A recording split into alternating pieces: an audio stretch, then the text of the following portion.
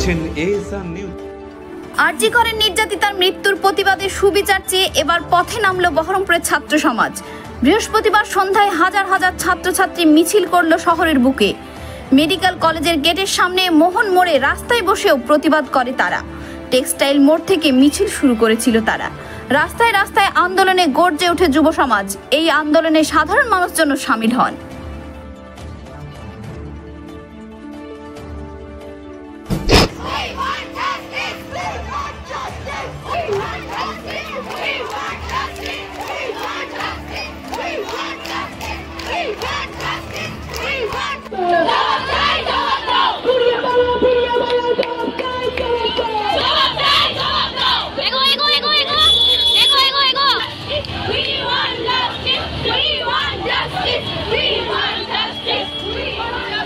We want justice.